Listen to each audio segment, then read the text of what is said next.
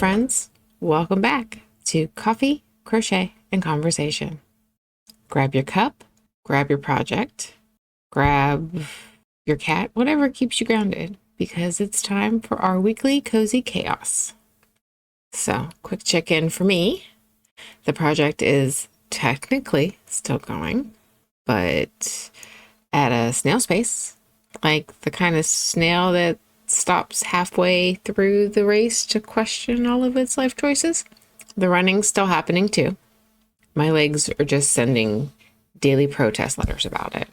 And for those of you who remember the great sock game that my husband had started, current score, him 3, me 1. And my 1 came because I struck back by leaving a pair on his pillow. Strategic victory and psychological warfare via socks. Now, before we dive in, I did have a moment this week. Someone didn't vibe with the political parts of my show. Totally fair.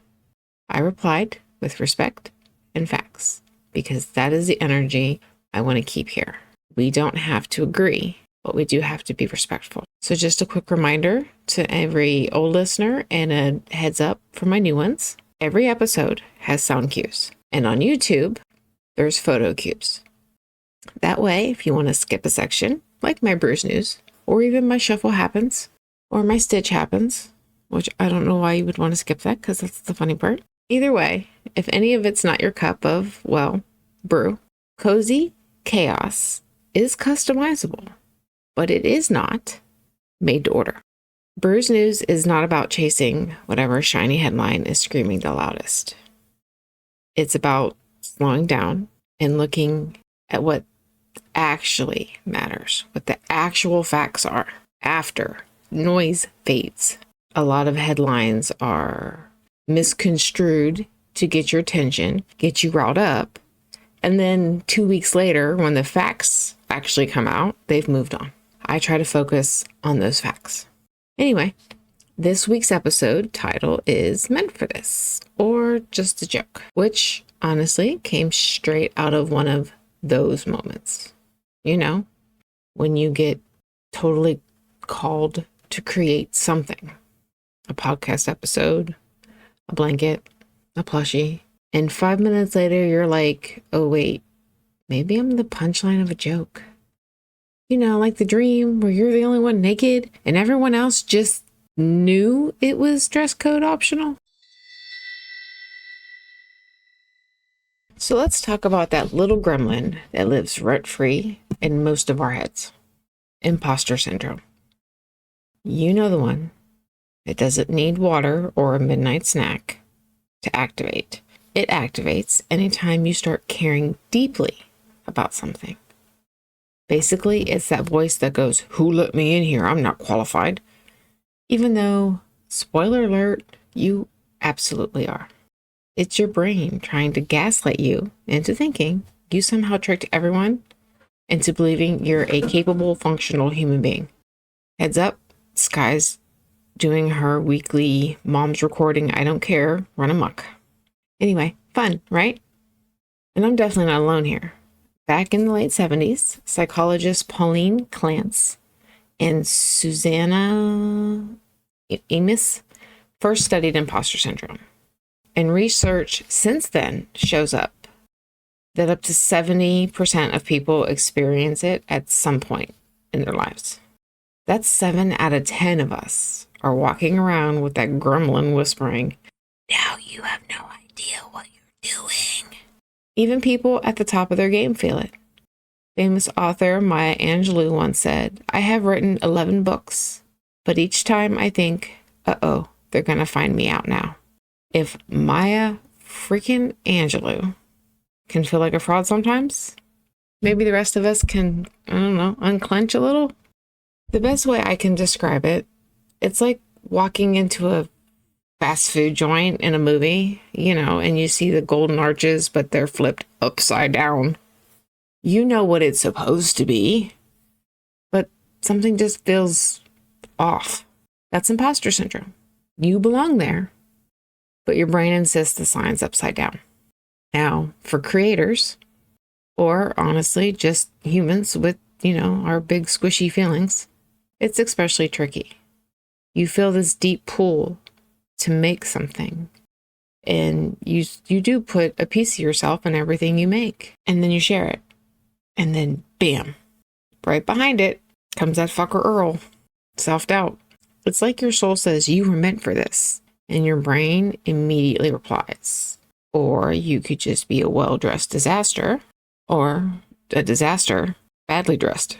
A lot of that tangled mess comes from imposter syndrome's cousins: people-pleasing and perfectionism. People-pleasing will whisper, if they don't like it, you're the problem. And then perfectionist has to chime in and add, and by the way, you could have did that better. And imposter syndrome, she's like in the corner going, should you even be doing this? Meanwhile, you're sitting there going, thanks for the group chat from hell, guys. That group chat that ends up in your spam folder because it's like 90% bots. But here's the paradox. That doubt that you feel, it's not proof that you're a fraud. It's proof that you're growing. If you never question yourself, if you never push yourself, growth always feels a little awkward. It's like stretching before you run. It's necessary. It's uncomfortable, time consuming, but so totally worth it.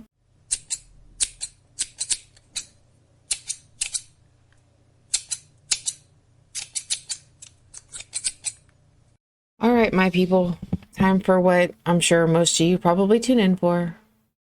My cozy, chaotic life. It's time for Stitch Happens. So this one happened. This one's an older story. It actually happened 13 years ago. My oldest was just a baby, and we decided that we were going to take him to the zoo. And I don't know why we all do it. We take babies to the zoo. They don't remember. I guess it's more for us. It's something different. I mean, they get stimulation and stuff, but they really don't care. Anyway, we decided that we were going to make a whole day of it. We're going to get up. I was going to cook breakfast and try this brand new recipe because at this point I was just starting to teach myself how to cook. So I was going to make this really nice new recipe for breakfast, and then we were going to load up the kidlet and go to the zoo. So I get up and I'm whipping up breakfast and I'm pretending to, be a cook who knows what she's doing and a parent who has it all together. My eyes read the recipe, said teaspoon of caraway seeds. But apparently, my brain decided to translate it into a full tablespoon. I didn't even notice the difference until my husband took a bite. And the look on his face was priceless. He was trying not to hurt my feelings because, again, starting to learn how to cook and also trying not to throw up. So then I take a bite and I'm like, oh my God, this is disgusting. Who would eat this enough to put it in a recipe book? And then I looked at the recipe again and I went, oh, that's why it tastes like we planted a spice garden in our kitchen. Ugh. The kitchen smelled, well, I thought it was supposed to be aromatic. And breakfast, it was gone. There was not enough ketchup in the world to cover that up. So we improvised, toddler in tow, running through McDonald's on our way to the zoo. So I guess the moral of the story is sometimes you can have the best intentions and careful planning. It just doesn't matter. Chaos somehow always wins. You just have to laugh, eat something else, and keep moving it on to the zoo with a baby that really doesn't care. And that leads us into our next segment. So see, that's the thing. Sometimes the chaos is just external, like a tablespoon of caraway seeds. Other times, it's internal. It's that little gremlin that just keeps whispering, you don't belong here. Trust me, I've lived this. I've crocheted pieces, posted them online, have people comment, "Oh my gosh, I love this. I will totally buy it." And then crickets. No one shows up with, I don't know, actual money in their hand. Like an imposter syndrome, for in my experience with crocheters, it even shows up when we price things. I'm always like, people will be like, "How much for that thing that you made?" And I'll go on Etsy or something. I try to, be fair. And it'll say $200. And I'm like, no one is going to pay $200 for this. But I look at it and I see the imperfections. And, in my head, they're going to get it. It's going to fall apart. And they're going to call me a fraud. And I'm like, $20? I undersell myself a lot. A lot of creators do. And that takes away from the community, the crochet community in general, because if you underprice, then the other people feel like they have to underprice.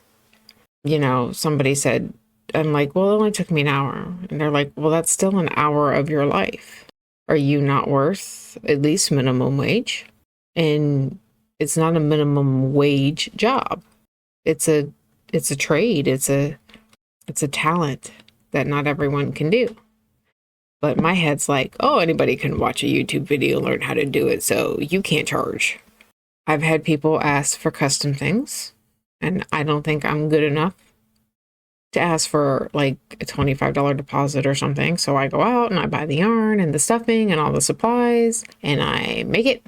And then I'm stuck with it because they don't follow through. That's how I ended up with a unicorn mermaid and a house full of boy energy. She is beautiful, though, and I will not apologize for her bright yellow tail and sunflower bra. Psychologists note that imposter feelings often spike during transitions. So, really, when you're stepping into something new, stretching into a bigger role, trying a skill you've never claimed out loud before. I enjoy crocheting the most when I'm making something new. And that's always been my problem when people are like, you should go to craft shows. Yeah, but then you got to make like 20 bumblebees. I want to try the pattern, make a bumblebee, and move on to something else. When I try a new pattern, I'm trying something new because pattern writer could be different. It's something I haven't ever made before. It's the part I like, but it also triggers that imposter syndrome. Doubt isn't proof that you don't belong. It's a sign that you're right on the edge of growth. And you're in good company. Albert Einstein once described himself as an involuntary swindler, worried his work didn't deserve the attention it got. If even Einstein felt like a fraud sometimes, maybe the rest of us can stop beating ourselves up for it. So if you're sitting there, or standing there, listening and thinking, yeah, I've been there, take a minute after this episode and reflect on that one time you felt like a total fraud, but did the thing anyway. Every time I record, every time I edit, definitely every time I publish, it hits me. Maybe for you, it's showing up to the gym, or maybe asking for something that you really wanted. That moment, it's not you faking it. That's you becoming it. Because imposter syndrome only shows up when you are doing something that really matters. It's time for Brew's News. Grounded daily, brewed carefully, and fact-checked until even my OCD says, that's enough. So let's talk the Epstein updates. This week, Epstein's name was back in the headlines. So Commerce Secretary Howard Lutnick called him the greatest blackmailer ever, suggesting Epstein used compromising videos to secure his 2008 plea deal. Howard Lutnick told a story about being invited to his house and seeing a massage table. And then when asked how he thinks Epstein made his money or got the plea deal, he made that comment about the greatest blackmailer ever. That sharply contradicts the Justice Department's July memo, which says there's no credible evidence of a so-called list. Let's be clear here, and I've said this in past episodes. They talk about this list there's no list. Like there's an official, like he had an official client list. There's no official client list. But what we do have are victims' testimonies, seized documents, videos, pictures, bank records, court filings, and you can piece that all together and consolidate a list. You can paint a picture of who was in Epstein's orbit. Just because their names might be in those things doesn't mean they're guilty of something, but they were still associated with him. And that's what Congress and the courts are still circling. And while we're here, there's also a major update with Ghislaine Maxwell. On the first day of its new term, the Supreme Court actually rejected her appeal, which means that her 20-year conviction for sex trafficking will stand. She had argued that the Epstein 2007 plea deal, which some people call it the sweetheart deal, protected his co-conspirators, and that included her. The Supreme Court, however, did not bite. That denial effectively exhausts her judicial options. So her last hope is a presidential pardon, and she is reportedly seeking clemency from President Trump. After a July meeting with Deputy Attorney General Todd Blanche, who was previously Donald Trump's lawyer, Maxwell was then quietly transferred to a minimum security facility in Texas, which she was convicted of sex trafficking. The rules of that prison were no sex offenders were allowed there. So she was given special permission. That move raised eyebrows. Meanwhile, House Democrats are pushing for a vote to release the Epstein related files. But Speaker Mike Johnson has delayed swearing in the Arizona rep who could tip the balance. I'm not going to say that woman's name because I will mess it up. Government shutdown. From one courtroom drama to another kind of standoff. And this time it's not in the courts, but it's in Congress. The federal government officially shut down on October 1st after lawmakers failed to reach a deal. Democrats are holding out for an extension of Enhanced Affordable Care Act subsidies.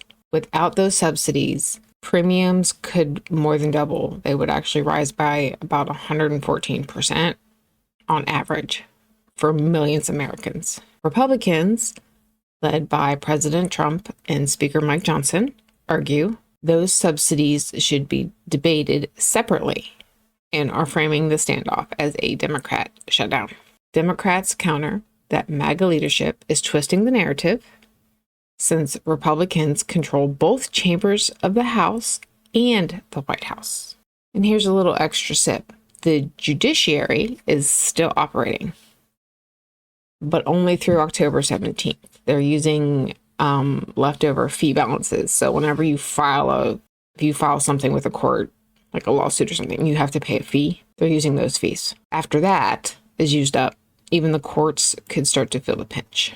And then we have the National Guard movements. So as lawmakers argue over budgets, the president is moving boots. National Guard deployments are expanding. Over the weekend, President Trump ordered 400 Texas Guard members to deploy nationwide, including Illinois and Oregon.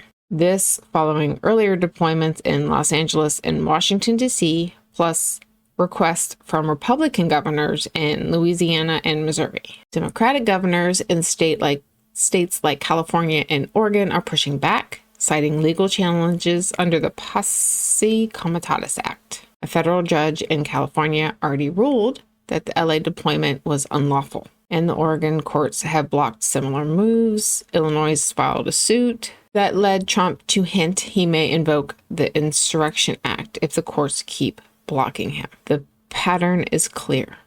Red states are welcoming troops, blue states are resisting, and the lawsuits are mounting. It's a deployment map that looks less like national unity and more like a red and blue chessboard. So whether it's files, funding, or forces, that's the blend in your cup this week. All right, let's bring this back down to our daily grind. Those tiny moments where imposter syndrome likes to sneak in while you're just trying to exist and hope you come across as a functional adult. So here's the good news. You don't have to defeat it. You just have to learn how to side-eye it and keep moving. Like, I see you, get to stepping. Think of these little CBT-inspired tricks as the aunt or uncle nobody really likes, but they show up to every family party. Just to note, imposter syndrome isn't an official diagnosis in the DSM-5. So they don't really consider it like a disorder. It's more of a pattern of thinking, which means you're not broken if you feel it. You're just human. Psychologists also say it flares mostly during transitions, new jobs, new projects, new roles. Basically, the moments when you're stretching into something that matters. So number 1, catch the thought, don't chase it. When your brain starts whispering, "You're not good enough," try labeling it instead of believing it. Like, there's that imposter's voice again. Thank you for your input nobody wanted, Earl. You guys remember Earl, right? My self-doubt voice. He's also my imposter voice. Any negative thought I have is pretty much Earl. And no matter the situation, Earl has to die. It sounds silly, but putting space between you and the thought keeps it from throwing a full-blown pity party in your head. So every time I hear him, I start to hum the song Earl Had to Die. And I will make up in my head an entire music video of all the fun ways to make that happen. Number 2, check receipts. Your imposter brain conveniently forgets all the wins. All the times that you did it and were successful, or tried something new and was successful. So pull out the receipts, projects you finished, compliments you received, the times you showed up even when your confidence was on back order. That doubt hitting your head, Earl whispering in your ear, remind yourself, I've got a track record. Evidence doesn't lie. Facts, not feelings. 3, flip the what if game. Instead of what if I mess up, try what if it actually goes really well. Same amount of brain power, less self-sabotage. During this podcast journey of mine, I had to use this one a lot because my brain would be like, what if nobody listens? What if everyone thinks you're stupid? And I had to flip it. What if I grow a community of empathy and care? Number 4, show up anyway. The biggest CBT, which is cognitive behavior therapy, secret, like I said earlier, feelings aren't facts. You can feel like a fraud and still do it. One podcast episode, one crochet project, one brave little step at a time. Consistency is what quietly kills imposter syndrome because it can't argue with proof. So yeah, imposter syndrome might keep popping up like glitter after a craft night or a glitter card that your kids made you and now it's all over the house. But that's okay. You don't have to clean it all up. It'll go away eventually. Just don't let it stop you from creating. And hey, if today's the day you showed up with a little self-doubt tagging along, it still counts. Courage isn't about being confident. Courage is showing up in the face of fear. So take a deep breath and do it. Just like Nike says, just do it. And do it again and again and again until you get to the point eventually you forgot what you were even doubtful of. All right, time for this week's card for our Shuffle Happens segment. This week, we're talking about the Lovers. I'm going through my Sacred Kingdom deck. The scene on my card is dark, but there's this beautiful contrast of light. The male figure is dressed in a warm cloak. He has a crown on his head. Around him, a white, frost-like glow trails down his neck and shoulders, almost like a halo made of winter. His arms are wrapped protectively around a woman in a long white dress. There's a fog swirling around the hem of her skirt, curling up her back until it reaches her head. Her eyes are completely closed, completely calm, while he's staring right at her. In between them is a bright yellow flame-shaped light, glowing softly, throwing off little sparks that float around them. But it doesn't feel hot. It's more like that warmth from the inside out. That moment where two energies meet and become something more. Now, the Lover's Upright is all about connection, choices, and alignment. And it's not just a romantic, but a soul level connection. It's that sweet spot where your inner truth and outer actions meet. Reversed, it can point to disharmony, doubt, or questioning your worth, especially in the relationship you have with yourself, which ties perfectly into this week's theme, imposter syndrome. It's basically the Lover's card reversed. It's that disconnect between who you are and who you think you're supposed to be. It's second guessing the flame between your purpose and your confidence. But when you turn that energy upright, when you choose to trust the spark, even if you have fog at your feet, that is when the alignment happens. The Lovers remind us that authenticity is a choice. You have to pick yourself every single time. Doesn't matter if it's awkward, uncertain, or doesn't turn out the way you imagined. So maybe this card isn't just about love between people. It's about loving your creative self enough to keep showing up, teaspoon mistakes and all. All right, friends, that's it for this week's Cozy Chaos. Thank you so much for turning in and sipping your coffee, or Irish coffee, whatever, helps keep you sane, right alongside me. So quick recap, doubt is not a sign that you are failing. It is a sign you are growing. You are showing up even when you feel like a fraud. And just that alone can be proof that you are meant for this. If you enjoyed today's episode, don't forget to like, subscribe, follow, share, all that good stuff that not only helps us keep this chaos going, but also helps us spread and grow our community. Until next time, keep your stitches sassy, your coffee strong, and your spirit grounded.